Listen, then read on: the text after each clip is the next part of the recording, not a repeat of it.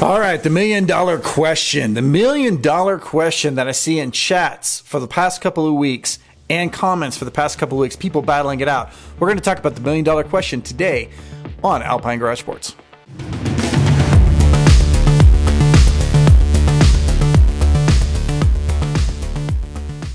All right, folks, so thank you very much for coming in and hanging with me. We're not going to make this a very long video because I just wanted to kind of set fire down in the comments. I want to see some like flames going and people getting in there, because the running back room is I believe our hottest topic. And why is that? Because our receiving room and our quarterback room has for the most part been settled. And I don't want to make it sound like, you know, the coaches already know who's going to be playing, but as fans, okay, when we're talking about settling on our 6 best receivers, who are starting quarterbacks going to be, I think we could probably come up with the same people with 1 or 2 outliers. I think that's probably true. When it comes to running backs, it's all over the place.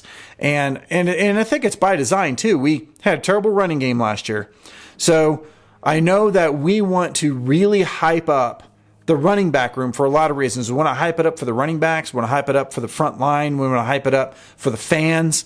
We want to get everybody talking about the running back room because that's going to be the balance this year. Another room that is kind of undecided, that has a lot of kind of back and forth, but not quite as much, is the tight end room. You know, because a lot of people think Sam Hart's going to start. But what about Savell Smalls and Morgan Pearson? Those guys made a position change, and we already know they're great athletes. I mean, Savell Smalls is a 5-star athlete. So obviously, making those changes like Michael Harrison did last year. Michael Harrison played great at tight end. He played awesome at tight end. And in fact, we won our games when we featured the tight end a little bit more. So why wouldn't we do it this year? We will do it this year. I think we'll do it this year. So that's another group that we probably should be talking more about. The linebacker room. Everybody has their rotation in the linebacker room. And we could talk about that for another 6 hours probably. You know, that's a whole nother conversation. But running back room is already been settled at, there's going to be 2 backs, 2 main backs. What 2 backs are there going to be? Coach Prime came in and said, before camp, Charlie's number 1. Everybody else has to fight basically for that number 1 spot, and we're going to see where we go. In the first few weeks of camp, Charlie's still number 1. Going into the last 2 weeks, is that going to change significantly? Is it going to flip?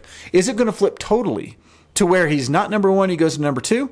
Or maybe he falls out of the top 2 and he's just getting kind of some rotation in on specific games. What about Isaiah? You know, what about Micah? What about those guys that are coming in? None of our backs have a very prolific last year at all. And, you know, it's funny because we have such great talent, but there's not a lot from last year that we could actually correlate to this year. So therefore, it sets fires. Everybody wants to talk about it. And I think it's great. I love talking about football. And when it's boring, man, I'm just not there. I love this. So let's talk about it down in the comments. The best thing about this is that everybody in the world knows, all of our opponents know, that we're going to have a great passing game. We have great receivers. We have a great quarterback. What they don't know is what's going to happen with a running back situation. If it works out like it did last year, then they're just going to have to defend the pass and rush the passer, and it's going to be all good, and you know they're going to be able to hang in with us, right?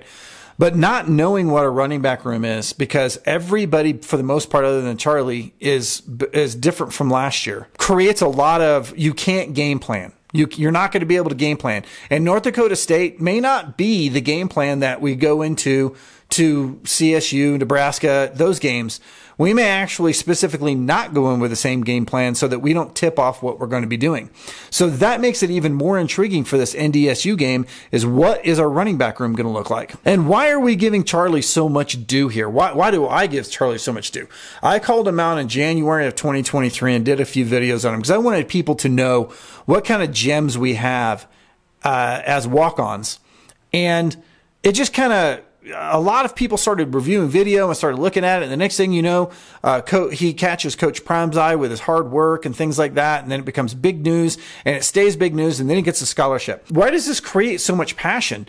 And it's because of people like Baker Mayfield and people like Stetson Bennett, who come from nothing, okay, come from walk-ons and make their way into the NFL, win national championships, win Heismans, right? And then you look at the storied Colorado walk-ons like Jeff Campbell. If you don't know Jeff Campbell's name, you need to look him up because he was prolific in getting us to notoriety in the 80s as a wide receiver, Charles Johnson. Do you know Charles Johnson's name? If you don't, look it up, okay? Because we all know Darian Hagan's name, but Charles Johnson was a walk-on, and Charles Johnson got us to and helped us win a national championship in 1990. And then you have DJ Hackett, and you have Scotty McKnight, and you have Joel Klatt. Yeah, did you know that Joel Klatt was a walk-on?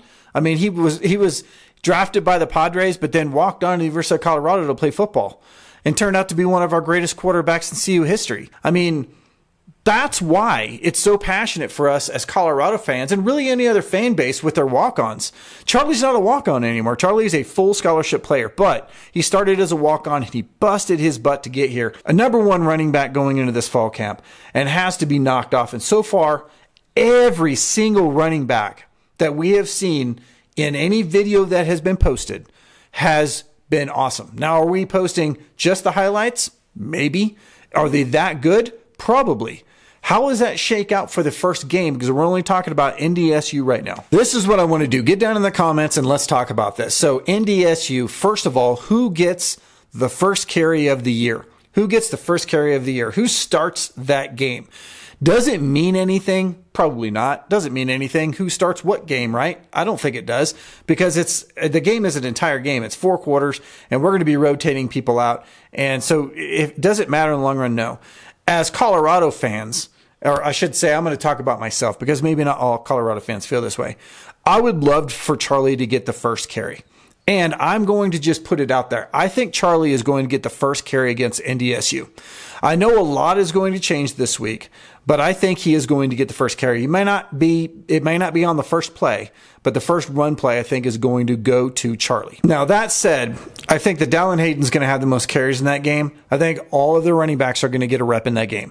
Does that sound weird to everybody that I think everybody's going to get a push? But NDSU, depending on how that game goes, and I've already talked about it in a couple of forums, that I think this is going to be a 52-17 game. Am I worried about North Dakota State? I think I'm always worried about a low-level team coming up and catching their glory, right? But at the same time, I think there's too many good things about this team.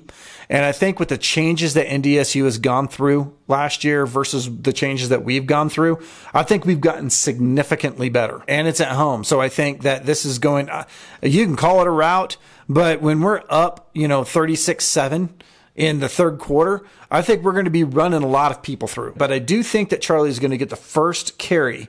And if he does get the first carry, I'm going to be celebrating pretty big. I'm going to be celebrating really big. So put your comments down there. Tell me who you think is going to get the first carry against NDSU and who is going to get the most carries. Are we going to feature all the backs in that game, or is it just going to be 2 backs for the most part?